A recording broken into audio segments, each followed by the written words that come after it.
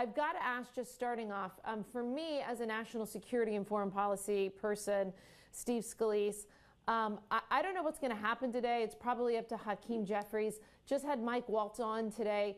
He suggested that we keep Vice President Kamala Harris's chair empty to show the fact that instead of doing her job and presiding over a joint session of Congress for the Prime Minister of Israel, Bibi Netanyahu, America's most important ally in the Middle East, she's decided to go to a sorority house. People think I'm making this up, but I'm not making it up. She's going to a sorority today instead of doing her job and presiding over Congress. I don't know if we can leave the chair open. That's at a minimum, Steve Scalise, what I think we should be doing. I agree, Morgan. And let's think about what message this sends. I mean, here you have our strongest ally in the Middle East during a time of war. These are not normal times for Israel. They were attacked by Hamas, a terrorist organization funded by Iran, who the Biden-Harris ticket has been playing footsie with for 3.5 years. And during this war, Kamala Harris, in her very first act, official act as the lead candidate for president on the Democrat side, is boycotting Prime Minister Netanyahu's speech. I think it speaks volumes. You know, how is she going to go into any state, you know, with large pro-Israel populations and have any credibility? I mean, she is making a statement that she's anti-Israel by boycotting the speech, but it's disgraceful that you would do this to an ally. Is she really fit to be commander-in-chief of the United States? I don't think so.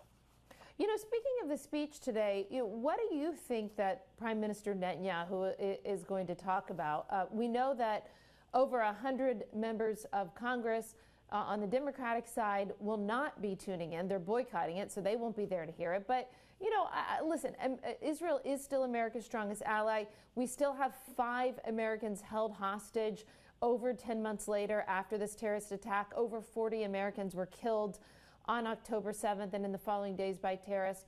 I think this is an important speech to Congress. What are you expecting from the Prime Minister? Yeah, and, you know, maybe for those 100, you know, it's the old "the few good men" line. They can't handle the truth.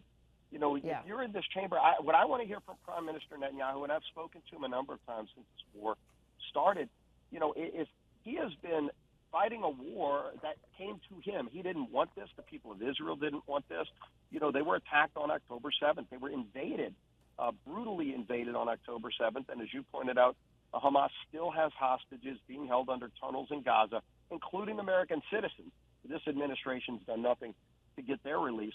But I think him laying out the case, because so much of the mainstream media has been trying to equivocate Israel and Hamas and basically put them on the same level and then attack Israel. You see all of these pro-Hamas protesters that are trying to make Israel out to be the bad guy.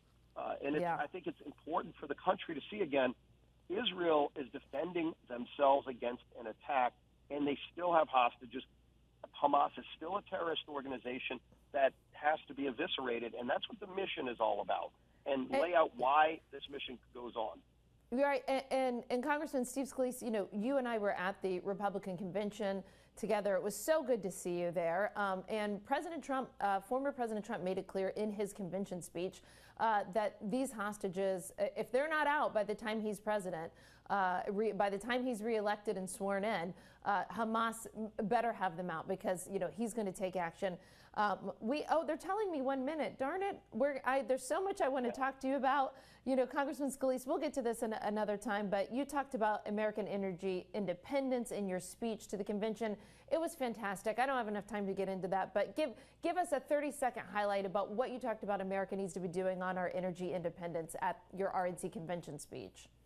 Yeah, Morgan, we have the ability to be completely energy independent and to, by the way, produce all of our own energy and send extra energy to our friends around the world that right now are getting some of that energy from Vladimir Putin. Billions of dollars going to Russia, billions of dollars going to Iran. Let's cut that off, and let's take care of our own needs and lower prices at the same time.